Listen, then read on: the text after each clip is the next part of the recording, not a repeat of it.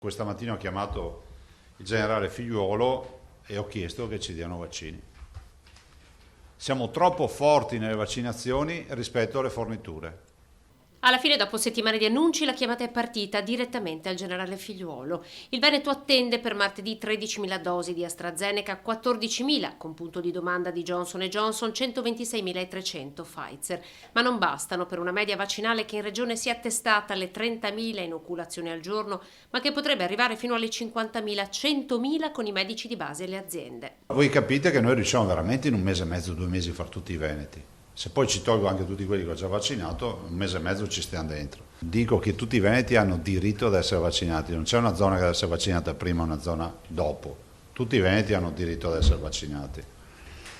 Non abbiamo avuto grandi abbandoni sulle vaccinazioni.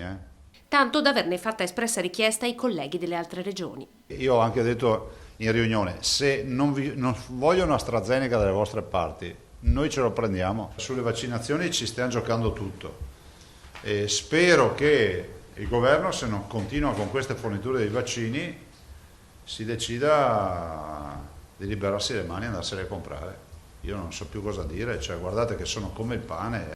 I vaccini promessi devono arrivare martedì. Johnson è atteso per sabato, altrimenti si ferma tutto. Intanto i dati sui contagi sono buoni, meno ricoveri e meno contagi. Il dato positivo viene fuori qui. Ricoverati, meno 74. 2194. E lo conferma anche il governo. L'Istituto Superiore di Sanità ha assegnato nel consueto monitoraggio del venerdì al Veneto il rischio basso. La copertura vaccinale resta una delle più buone d'Italia. Alla prima dose hanno avuto accesso il 79% degli over 80, il 35% invece ha completato il ciclo vaccinale. Disabili 22%, 26% con seconda dose.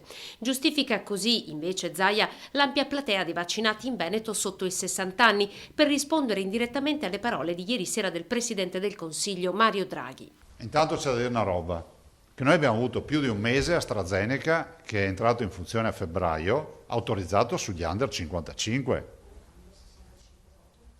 Dopo è stato autorizzato per gli under 65, cioè quindi è inutile che vieni qua a dirmi c'è un pullman di cinquantenni vaccinato. Sì, si poteva vaccinare solo quelli con AstraZeneca.